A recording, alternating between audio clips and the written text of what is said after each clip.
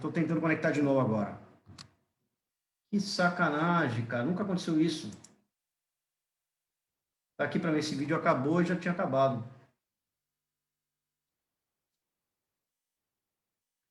Agora sim, voltamos. Pessoal, nunca aconteceu isso, não sei o que houve. O Jefferson estava falando, eu estava preocupado porque eu estava olhando para o lado aqui, estava vendo que essa live terminou, essa live ao vivo terminou, essa live ao vivo foi interrompida. Como foi interrompida? Eu não fiz nada, estou aqui conversando com ele e parou a live. Eu não sei que hora que parou. Até que Pelo que ponto. eu vi aqui, professor, foi quando a gente estava falando do esporte e da educação como complemento, né? Que o senhor falou do mestrado do senhor e tal. Caramba, então continue daí, Jefferson, continue a sua. Deixa eu iniciar uma sala de vídeo aqui no Minha lá, porque eu gosto muito de apoiar essas Não, iniciativas eu estava vendo a culturais. sua também, e eu não sei o que houve. Caramba, nunca aconteceu isso, hein, gente? Às vezes acontece, né, muitas conexões aí, a internet no Vale do Ribeira, infelizmente, às vezes a gente quando faz live aí com o resto do Brasil, a gente sente a dificuldade aqui dos companheiros que moram no sítio e tal, né? Ah, Mas nunca tinha a acontecido isso. gente, pelo que eu vi ali, a gente estava justamente falando daquele momento em que o esporte pode ser utilizado como ferramenta para você incrementar a educação, digamos que tradicional, né? A escolástica, que é essa educação aí em português, matemática, química, física.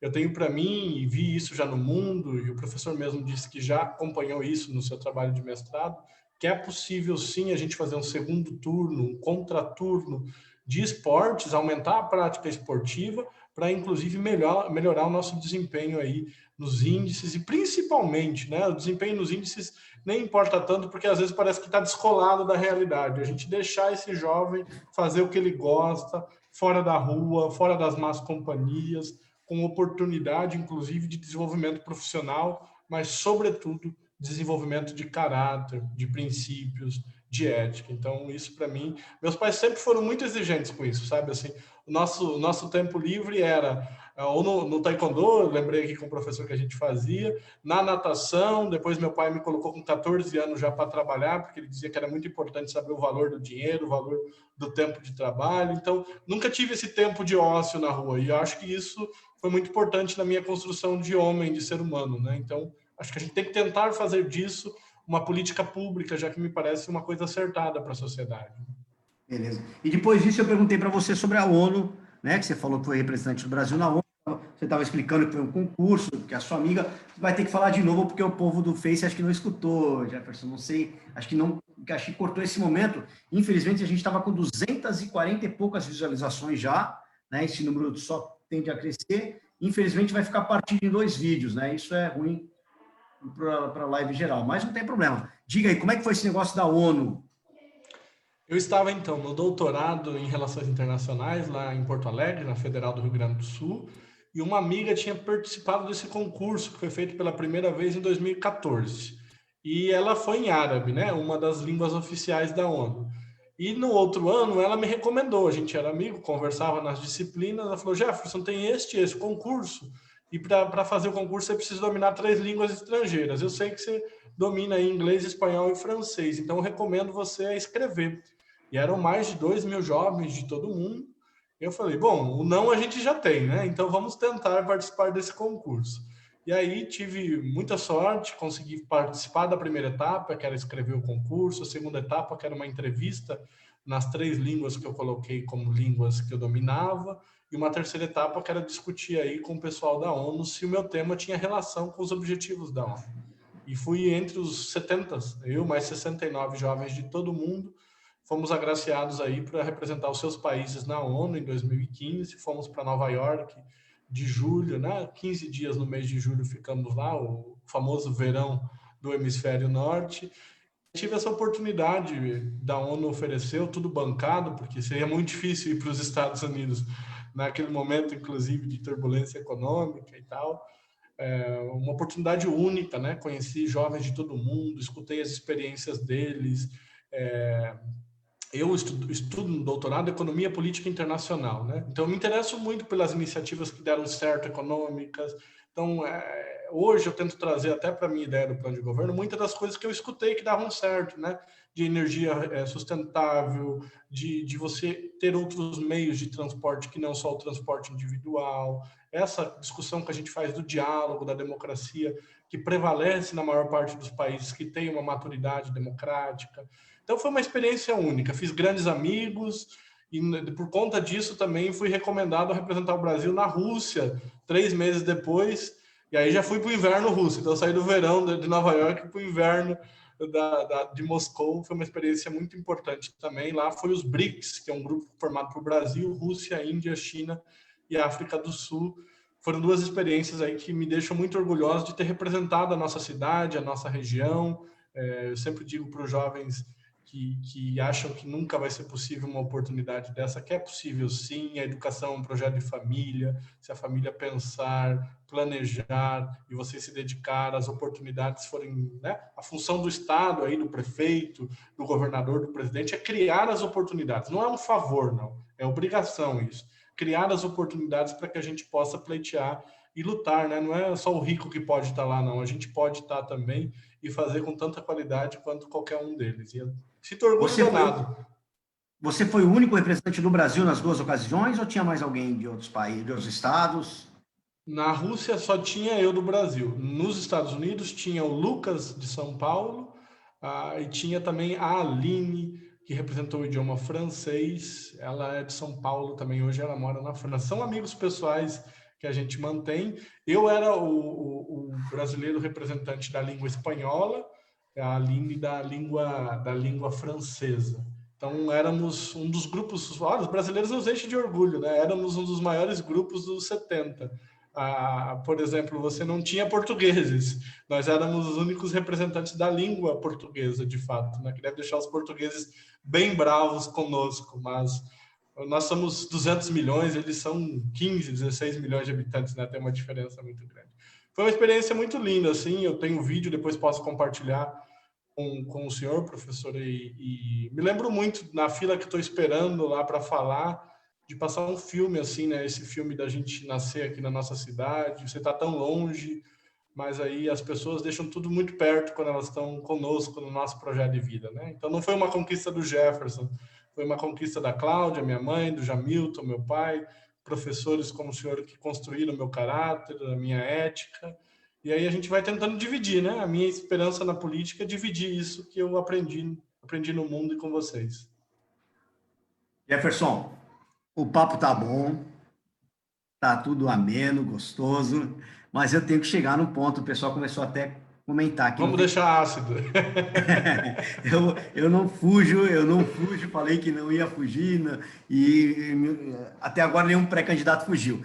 Você não tem como, Jefferson, a gente sabe tudo que está acontecendo na política, assim como eu falei com o Newton Hirota em relação ao Jus Fantin, a prefeitura, né, apesar de não ter sido nada apurado, de ter sido investigado, ficou aquela nódoa, com o seu partido, infelizmente, tem uma mancha muito grande na política, e é outra situação, já foi condenado em segunda instância, já foi condenado, já tem um monte de coisa em relação ao líder máximo do partido de vocês, foi muitos escândalos em relação à corrupção, com mensalão, com petrolão, com os desvios de verbas, e ficou, cara, é muito difícil a gente não ligar tudo isso a você.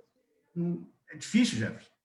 Foi isso que eu falei no começo. Parabéns pela coragem de você estar sendo tão novo, dando essa cara a tapa aí, que talvez até os mais antigos aí não quisessem assumir. Caiu novamente. Estão falando aqui, caiu novamente a live. Aqui no meu aparece live on Facebook ainda. Deixa eu ver. Eu também. No meu perfil aparece ainda. É que tem um atraso, tem um delay, né? Tem um delay grande. Tem um delay grande. Ou pode ter caído para essa pessoa. Pode ter caído para ele, Não, aqui está ao vivo ainda. Mas, pessoal, também. Vai me avisando, ó. Aqui está ao vivo ainda, até a hora que eu olhei para a tela e fiquei assustado. Ainda. Deixa eu ver. Tem um delay grande, gente. Tem um delay grande do Zoom para o Facebook. Então, quando eu olho para o lado aqui, ali eu estou olhando para frente ainda e está em outra situação. Deixa eu fazer assim, quando eu fizer assim, caiu. Porque eu tô sem o som ali para não atrapalhar aqui, né? Voltou, voltou. Bom, então não caiu de vez. Obrigado, Alex. Alex é um irmão da igreja, faz Muay Thai com a gente. Então, não tem como a gente não associar isso, Jefferson. Como é que você pretende, qual é a sua postura em relação a tudo isso que está acontecendo com o seu partido, com a sigla, com essa ligação que o pessoal, é aquilo que eu falei para o Newton também, o pessoal não quer saber, cara. O pessoal ali já é juiz, já é promotor, já é carcereiro, já é o executor, eles já fazem, já julgam tudo, e o pior no nosso país, né? Uma coisa que eu odeio, mas que acontece, é a generalização. As pessoas generalizam tudo. Nunca querem ouvir outro lado, nunca querem escutar, está uma polarização horrível. Gente, cara, eu tive que excluir gente que eu amo do Facebook, do WhatsApp, pela questão da radicalidade, entendeu? Não é você debater, você ser contra alguma coisa, é um ponto. Agora, você ofender, você denegrir, você esquecer que é do outro lado, que nem você, a gente está vendo o Jefferson aqui, mas aquilo que você já falou, atrás de você tem uma menina de 2 anos, tem uma esposa, tem a mãe, tem o pai, né? Assim como eu tenho um nenê de 2 anos também aqui comigo, né? Tô novo ainda, viu? Tenho um bebê de 2 anos, tenho meu filho com 19, tá? Minha esposa. Então, as pessoas esquecem isso e vão vendo. E Jefferson, caí nessa idiotice uma vez.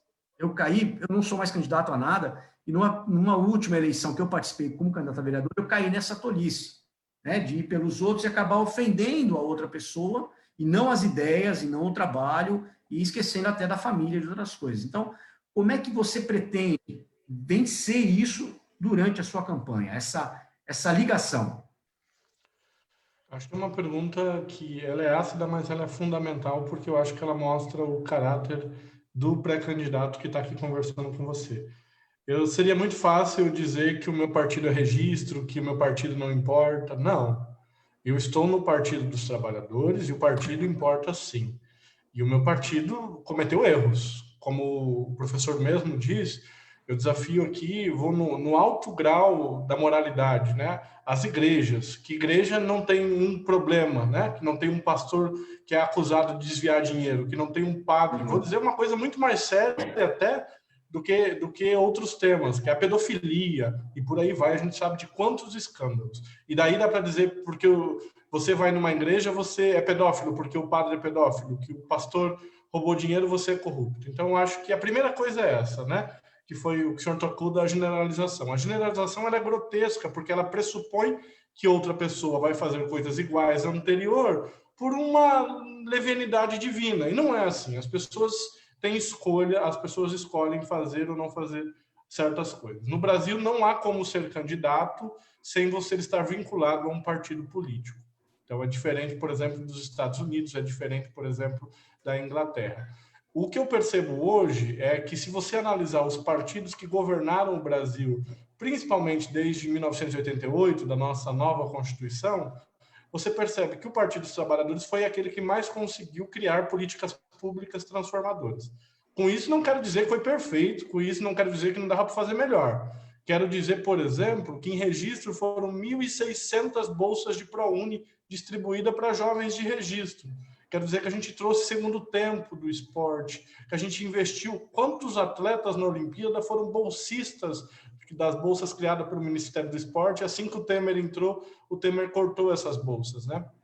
Então, eu estou muito tranquilo, Marcelo, de dizer as coisas que a gente acertou, as coisas que a gente errou, de fazer essa contabilidade e trazer essa discussão por concreto. O que eu quero mais do que isso é que as pessoas podemos fazer essa discussão como a gente está fazendo aqui, que é importantíssima, até para você entender o meu ponto de vista, mas aí trazer para o concreto. E o Jefferson? O Jefferson tem algum processo? O Jefferson respondeu alguma coisa? Eu tenho muita tranquilidade. O meu imposto de renda, inclusive, vai ser colocado à disposição de todo mundo, porque tem uma diferença, né? Você declara os bens para a eleição, mas você pode omitir bens do seu imposto de renda.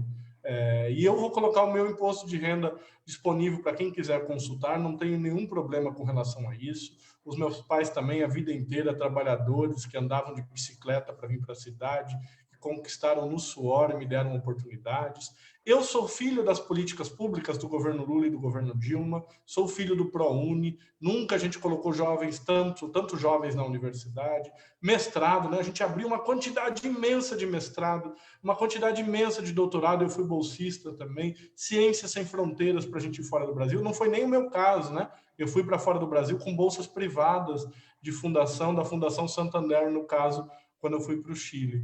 Então, a gente tem problemas, mas a gente também tem muitas coisas boas. Eu acho que nossa função é resolver aquilo que a gente não conseguiu fazer. Aqui em Registro também tenho um orgulho de dizer que a Polícia Federal nunca foi na casa da nossa prefeita Sandra. A Sandra não tem nenhum processo na esfera criminal. Então, a Sandra tem processo na esfera administrativa e ela não tem nenhuma vergonha de falar disso. Por exemplo, prazos perdidos pela equipe dela para declarar como foi investida uma verba. Mas a verba foi investida, o negócio foi construído e ela está respondendo. E esse processo está aí, né? Ela é vereadora há 4 anos, ninguém pediu para ela perder o mandato, ela vai ser candidata à reeleição como vereadora. Então, tenho um orgulho, a gente foi majoritário aqui, né? Prefeito uma vez, não tivemos nenhuma visita inconveniente da Polícia Federal, não tivemos nenhum processo com a merenda de crianças, com o uniforme de crianças, muito pelo contrário. O senhor deve até lembrar, na nossa época, a gente tinha lá as refeições antes do almoço e antes da janta. Então, é essas coisas que eu quero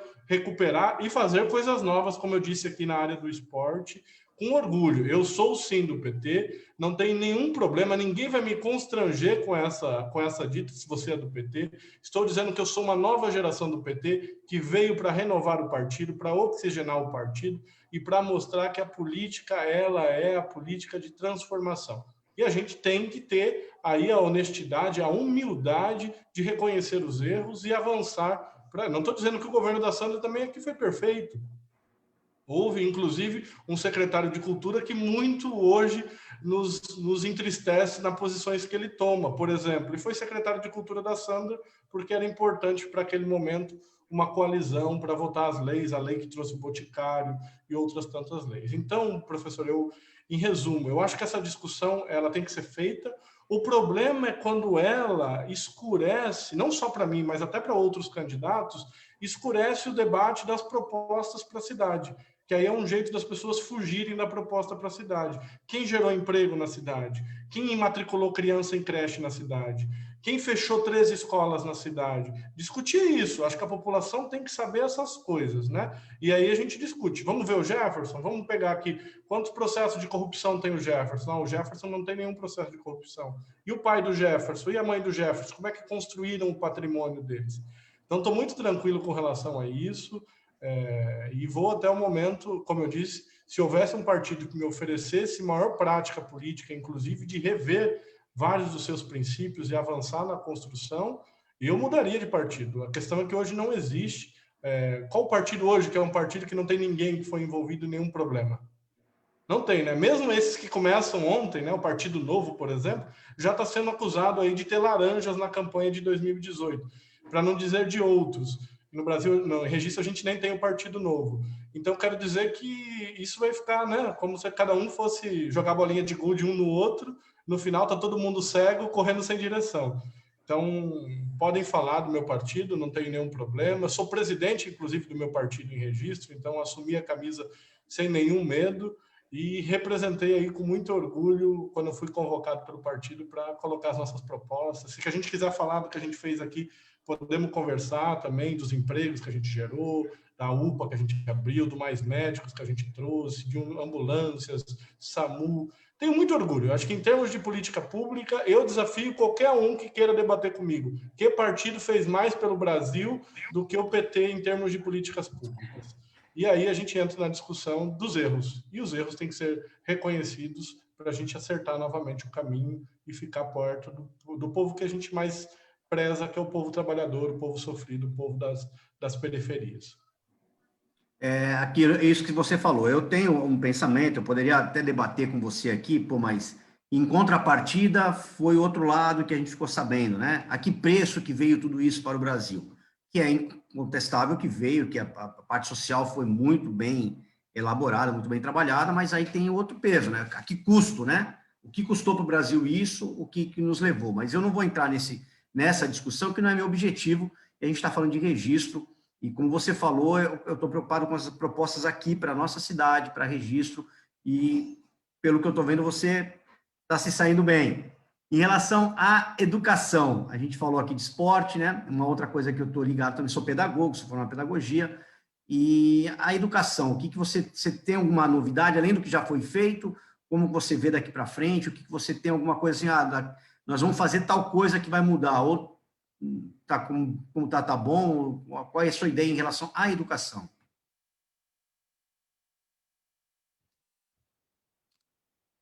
Sua Tava voz, mutado, pronto.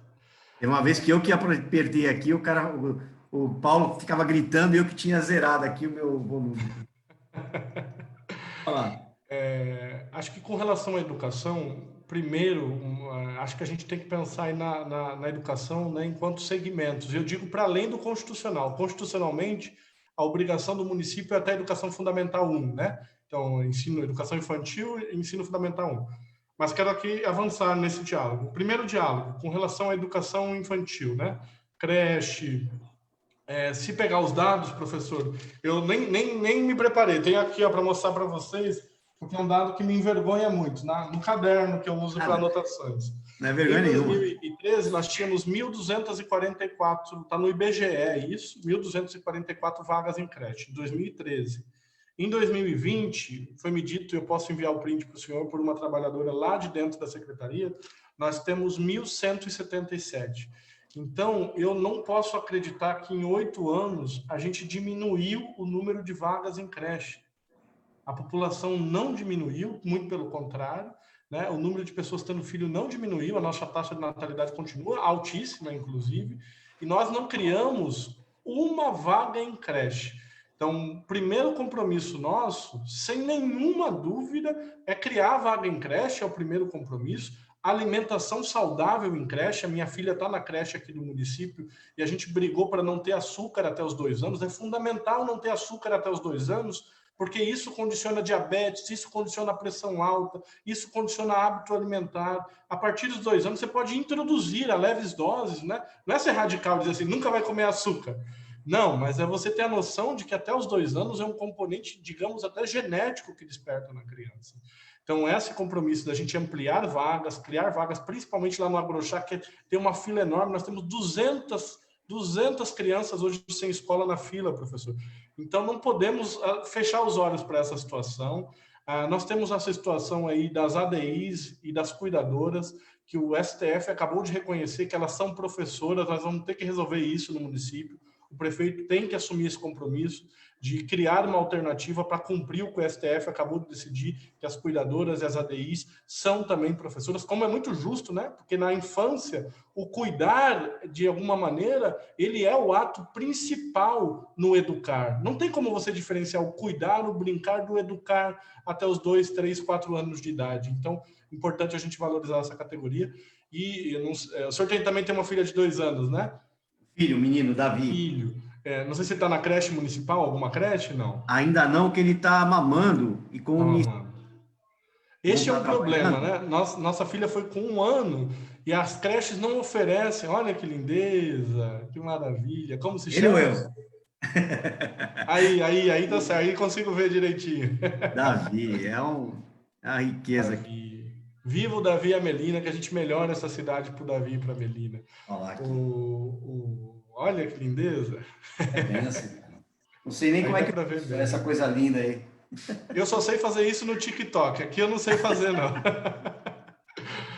O que eu percebo, ela estuda ali no balãozinho vermelho, a minha filha, a escola não tem manutenção, não tem espaço verde, a criança não brinca com frutas, não brinca com a terra, a gente tem que trazer isso para a educação infantil. No ensino fundamental, o nosso desafio é entregar o uniforme, né? Uma coisa tão simples que é entregar o uniforme, nós não conseguimos fazer. Então, tem que entregar o uniforme em dia, tem que entregar o material escolar em dia, tem que colocar merenda saudável, comprar da agricultura familiar, segundo a lei do PNAE, Programa Nacional de Alimentação Escolar, que obriga a comprar 30%. Nós temos que dobrar, porque isso significa emprego no campo, as pessoas não vêm para a cidade, não vão superlotar as periferias, oportunidade no campo. Já vou até dialogar aqui, então, educação com geração de empregos, professor. Porque, por exemplo, o gasto que nós temos com material escolar e uniforme escolar, se a gente fizesse como outros municípios, esse gasto ficasse na cidade, um cartãozinho ou um convênio, os pais vão e compram em 4, 5 lojas o material escolar e o uniforme, isso ia significar no município 3 milhões de reais a mais para gerar emprego, para manter o nosso povo trabalhando. Então, é fundamental a gente usar os gastos da educação para ficar no município. E isso é constitucional. Isto pode ser feito de maneira que você garanta, né, a concorrência, o livre mercado dentro do município.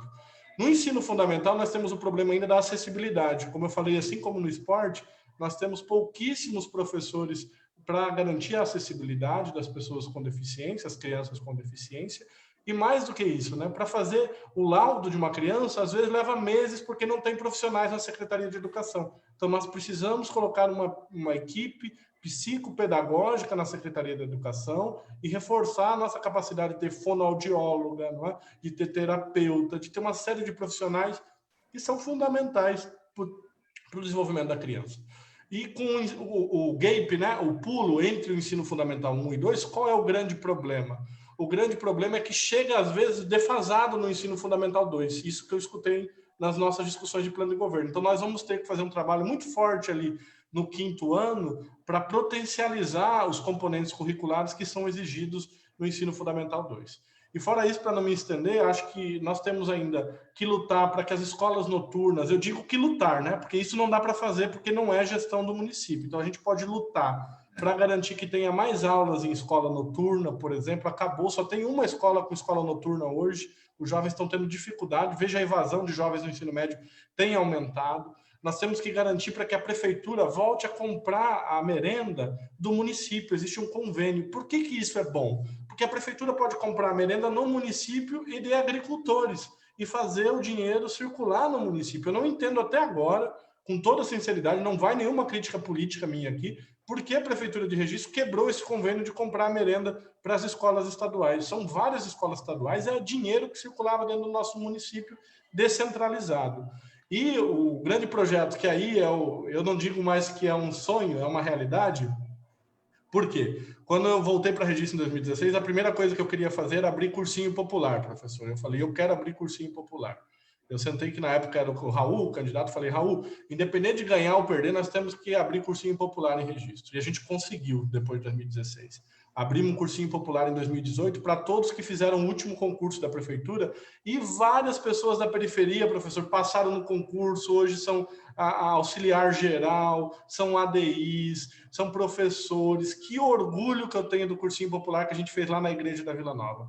E no ano passado nós abrimos o cursinho popular para os jovens de escola pública que querem passar no vestibular e às vezes não tem o conteúdo exigido. Por várias razões, a escola pública às vezes não consegue atingir. Então, aqui vai sem nenhum receio de ser modesto. Enquanto tem aí um candidato que é vice do atual prefeito, que fechou 3 escolas, tá? E depois eu posso enviar para o senhor o documento assinado pela secretária de Educação, Sinara, foram 3 escolas fechadas, nós abrimos 2 cursinhos sem 1 centavo da prefeitura e nós queremos que quando a gente chegue na prefeitura, a gente expanda cursinho aí para os bairros populares para colocar essa juventude negra, essa juventude que sofre para estudar, eu tenho certeza. E por último, não menos importante, os convênios com o ensino superior, né? É possível a Prefeitura de Registro oferecer bolsas para os alunos do Instituto, para os alunos da Unesp, para eles ajudarem os agricultores, ajudarem os problemas na construção civil, na engenharia. Nós temos aqui a oportunidade de trazer, se a Prefeitura fosse parceira, já está quase viável, professor, o primeiro mestrado público, talvez o senhor faça o segundo mestrado aí, ó. O primeiro mestrado público do Vale do Ribeira, que vai ser mestrado profissional em educação do Instituto Federal de Registro. É só a prefeitura garantir uma parceria para viabilizar salas, o que é, de fato, muito possível. Então, a gente garantindo isso, o próprio professor da rede municipal vai conseguir um aumento no salário, além do aumento do conhecimento, né? Porque existe lá o plano de carreira que prevê isso. Então, são várias propostas para a educação e a gente vai falando porque foi um debate tão rico e é a minha área, né? Eu sou professor, minha mãe é professora e a gente vai se entusiasmando. Estou com muita felicidade de abraçar esse projeto. Vamos revalorizar os trabalhadores da educação. Nós tivemos aí, hoje, não sei se o senhor sabe, nós temos 7 professores que recebem abaixo do piso nacional da educação. Isso não pode acontecer. Isso não pode acontecer. Nós temos aí 31 cargos de confiança, professor, que recebem mais de R$ 7.000. E nós temos 7 professores que não recebem o mínimo do piso nacional. Eu não acredito que isso possa ser possível, que uma gestão possa ser condescendente com isso, e nós não vamos. Esses são atos que vão ter impactos na folha, mas aí a gente tem que cortar em outro lugar. Tem que diminuir cargo de confiança onde for possível. No meu plano de governo, há uma proposta de diminuição de cargos de confiança, para você não colocar só os amigos, para você colocar gente competente e que trabalhe sério. Então, eu estou muito confiante de que a gente vai fazer aí a cidade da educação do século XXI, né? Com internet, com Wi-Fi, com material didático de última tecnologia, procurando parceria com a iniciativa privada, garantindo aí que o jovem tenha a educação como oportunidade, assim como o esporte, para mudar a sua vida. Legal. Jefferson, você vai falando e vai me vindo ideias e vão me vindo perguntas também. A gente não vai conseguir suprir todas, mas e eu sou meio maluco assim. Tanto é que essas entrevistas com os pré-candidatos é uma coisa que eu não pensei que ia acontecer e está acontecendo. Eu penso até em fazer um debate com todos, aqui pelo Zoom mesmo. Chamo todos no dia, sou intermediário e faço debate se todos toparem. Apesar que a partir do dia 27 de setembro vai começar, as grandes mídias vão querer vocês, as rádios, os jornais, aí vai ficar mais difícil para ter esse contato comigo, mas eu vou tentar abrir isso, inclusive com os vices. Agora, mas, professor, eu acho que essa eleição vai ser definida em influenciadores como o senhor, que está atuando com ética, com respeito ao diálogo. Eu já me comprometo aqui a participar do seu debate com um orgulho danado e espero que os meus concorrentes tenham também essa sensibilidade de valorizar a importância do professor que és e que participem. Adorei a ideia. Muito pelo a Rádio 99 já anunciou que não vai fazer debate, então eu acho que você pode garantir aí uma oportunidade que vai ser talvez muito rara nessas eleições, e a gente sabe o quanto custa eleger um candidato sem ter nenhum debate, né? E você falou de... Eu vou fazer uma pergunta para você, já, porque eu participei um pouco, eu passei no concurso público e assumi na época da Sandra. E eu vou te falar uma coisa que eu vivenciei, que o povo fala, e eu tenho uma visão, veja bem, eu tenho uma visão, no meu ponto de vista, eu acho que você... vou te falar bem a pergunta, é o seguinte, no governo da Sandra, muitas pessoas reclamavam, e você está falando de emprego, o pessoal da região, ela trouxe muito secretário de fora, né? Ela trouxe pessoas que não eram da cidade de registro em determinados pontos chaves do governo dela. Eu trabalhei, por exemplo, com a Isabel do Social, foi uma excelente secretária, não tenho nada, não era daqui, foi excelente para mim, foi uma excelente profissional, foi uma excelente funcionária, mas o povo, aquilo que você falou, o povo, traz gente de fora para pegar um salário grande e não valoriza o pessoal daqui. No seu governo, caso aconteça, como é que você pretende fazer o seu secretariado? Como é que você pretende preencher essas vagas? Você tem alguma coisa, é importante que você fale isso para o povo ficar sabendo e para você também, se você tem alguma obrigatoriedade que tem que ser gente do seu partido, de outro lugar, ou você tem essa liberdade para você escolher o seu secretariado com pessoas que você escolha, que sejam daqui ou não. Eu não tenho problema se vier alguém de outra cidade, desde que seja competente, e vem aqui, acho que vai somar, porque o dinheiro vai ficar aqui do mesmo jeito. A pessoa vai estar morando aqui, vai gastar aqui, e vai ser uma nova família que vai estar convivendo, e vai estar gastando, e vai estar usando a nossa cidade, vai ser mais um morador da nossa cidade. Eu não vejo como alguém de fora. Mas como é que será isso no seu governo? Eu adorei essa pergunta. Essas acidez, para mim, não são ácidos, isso são combustível. A primeira coisa, o professor lembrou magistralmente, né? É preciso esclarecer que não era a maioria dos secretários da Sandra, e esses, vamos citar alguns que vieram, né? A Isabel no Social, que dinamizou o social, o Viva Leite, a maneira, o CRAS, o CRAM. Foi um processo muito lindo da assistência social, né? Inclusive a reforma que criou secretarias, né, professor? Vamos lembrar que antes do governo da Sandra não tinha secretaria de esporte e lazer, era tudo junto com cultura. Foram nós que desmembramos e criamos, que era uma reivindicação dos profissionais.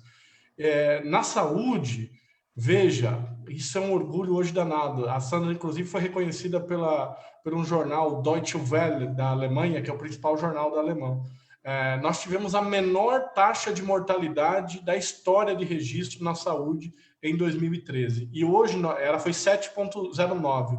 Hoje nós estamos com uma taxa de mortalidade o dobro. Então, a minha pergunta é o seguinte: se a gente trouxer um secretário de saúde que diminua o número de crianças mortas, não valeu a pena?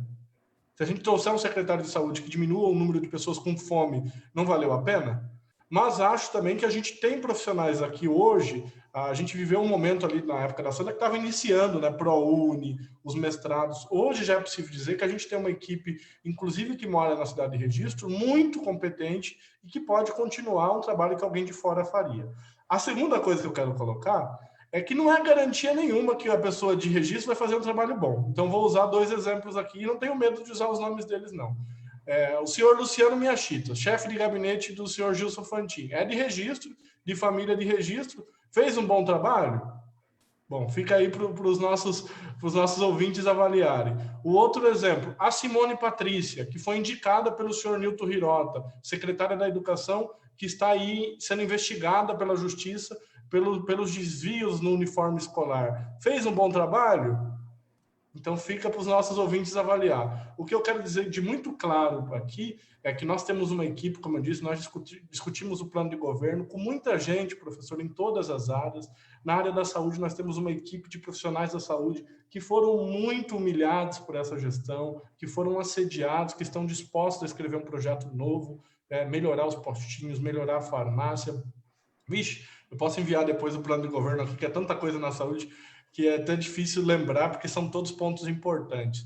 Na educação também, uma turma que avalia aí como a gente pode melhorar a educação, inclusive na alimentação, em como dinamizar o processo socioeducativo no século XXI, que significa acesso à tecnologia.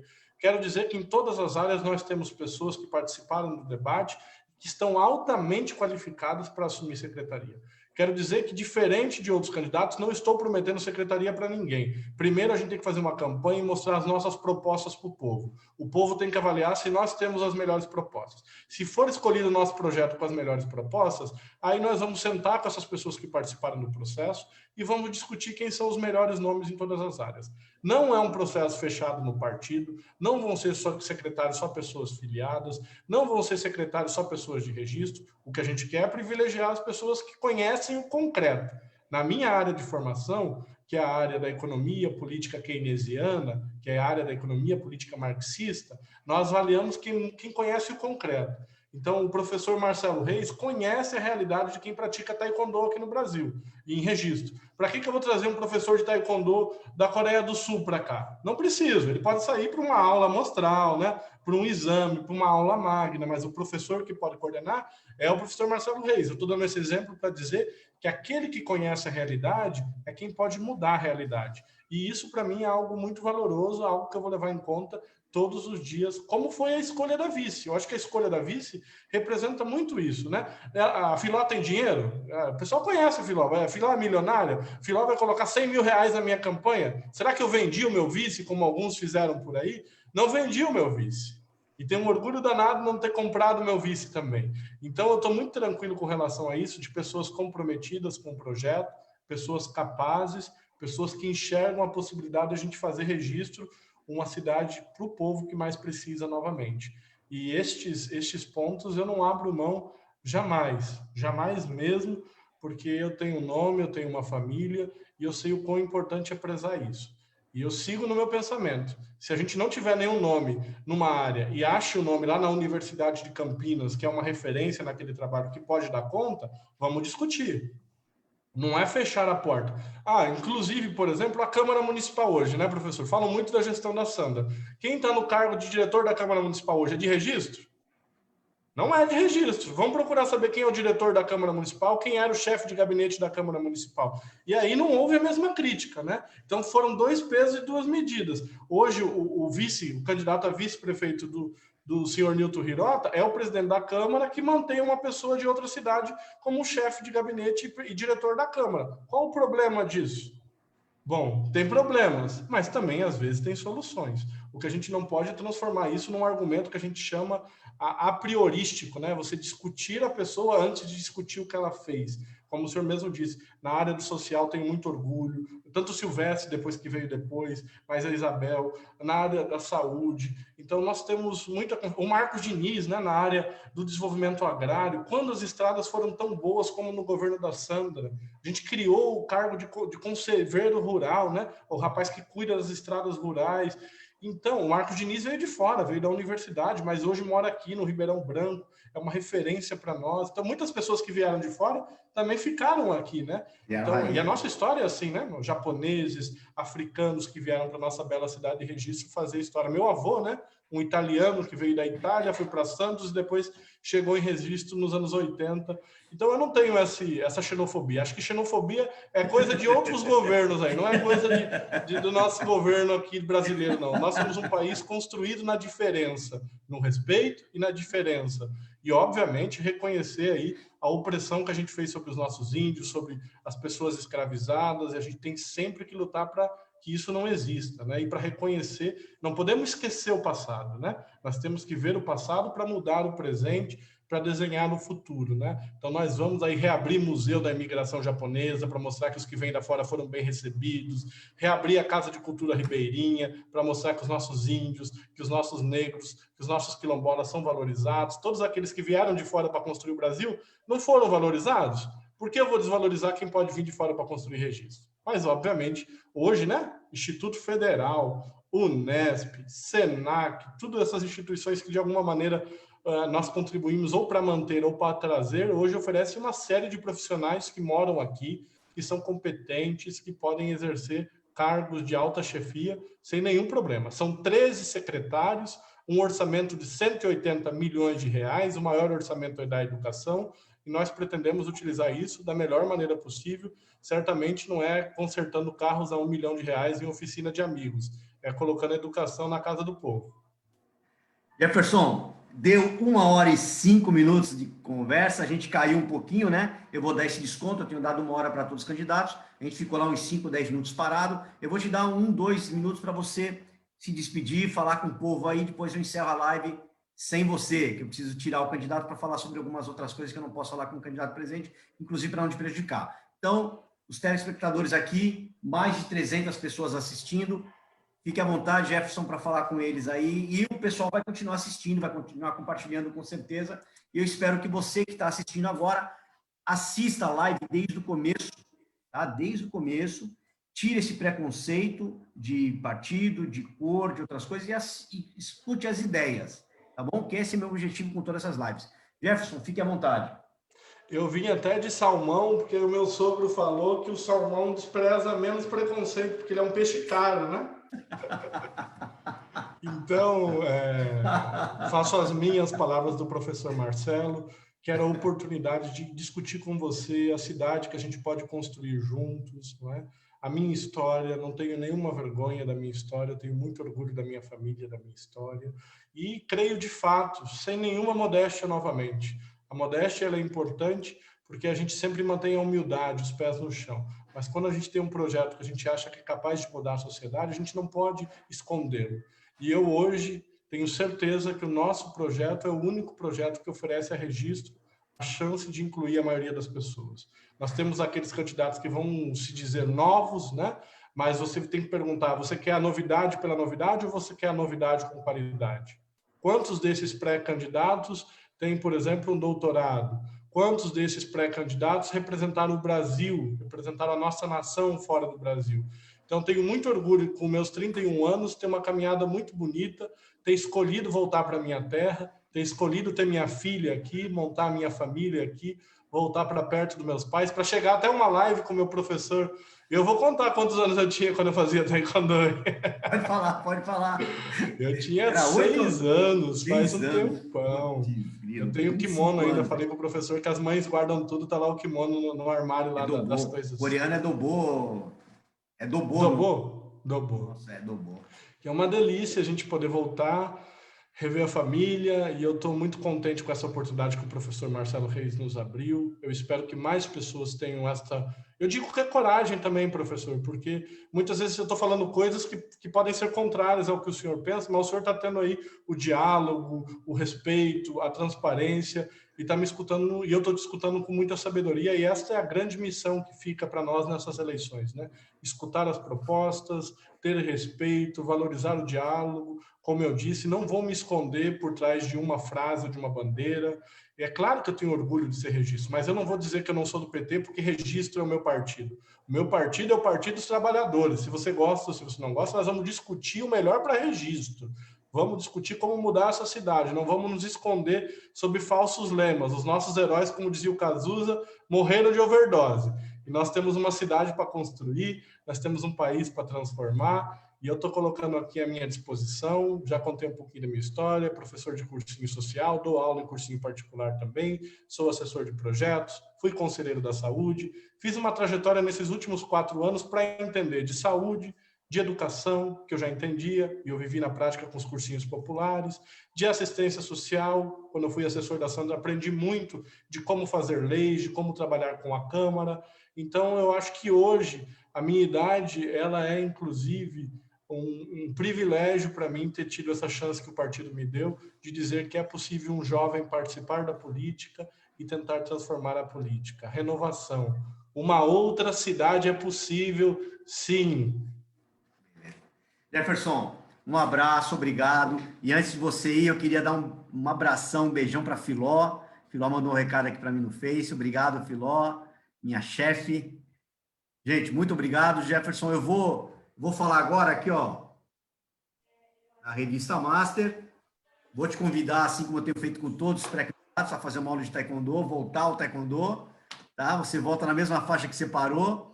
Nós temos agora o taekwondo online, você pode fazer sem precisar vir aqui na academia, pode vir aqui também, já estão abertas as aulas presenciais com todos os cuidados, mas você pode fazer online também. Eu vou falar sobre isso daqui a pouquinho. Jefferson, cara, obrigado, sucesso, que Deus abençoe e talvez a gente se veja aí na campanha, se eu conseguir fazer essa minha ideia de entrevistar e fazer um debate entre vocês aí. Vai ser. Nossa, aí eu vou me achar demais, cara. Vou aguardar muito ansioso, porque o Cristiano da rádio já me disse que a rádio não fará o debate esse ano. Então, eu quero muito um espaço para poder mostrar o meu projeto mais uma vez e agradeço novamente. Uma boa noite, que a sua família fique bem, fique na paz e com Deus. Obrigado, Jefferson. Vou remover você aqui, tá? Pai, Jefferson. Adeus. Tchau. Tchau. É isso aí, galera. Acabamos mais uma live. Antes de acabar, tem aqui a revista Master, né? A gente está na capa, já está nas principais revistas da cidade, tá bom? Você pode comprar, me ajudar, vai lá na banca do Vanildo, na banca da Mônica, na banca do Nosso Teto, na banca da Rodoviária e pede a revista Master. Tá aqui, ó, 4 páginas falando da nossa registro, da nossa cidade. Queria agradecer mais uma vez a Sabrina, a Toy Story, a Aquários, que já vai abrir, o Supremo, que é um parceirão de sempre. Aí você vira, tem a terceira e a quarta página, tem aqui o Taekwondo Online, tem alguns aluninhos aqui que aparecem. Aí tem a Docibra, o Varejão Big Ben, a Nihon Pneus, o Índio e a Carne Queijo e Companhia. O Índio, retificador de carros, lá de seguros. Esses são os nossos patrocinadores. Essa é a revista Master, que está aqui em todas as bancas. E está chegando aqui o Davizão. Vem, Davi. Chega aí, Davi. Vem cá, filho. Fugiu. Pessoal, obrigado. E sexta-feira está programada uma live com a pré-candidata Ana Paula. Ela não me confirmou até agora, tá? É a data que eu tenho disponível para ela. Vou abrir uma live a mais, tá? Se ela quiser. No sábado está confirmado já Marcelo Comeron, pré-candidato a prefeito de Registro. E com essa live eu encerro essas lives de pré-candidatos a prefeito. Depois do dia 27, eles já são candidatos. Eu pretendo fazer com alguns vereadores me pediram, alguns vereadores que eu conheço, que eu gosto, não tem como fazer com todos, tá? Eu vou ver se eu crio uma regra aí, faço com um de cada partido, aí os partidos escolhem quem querem fazer, se quiserem também, porque não é todo mundo que a gente convida que quer vir.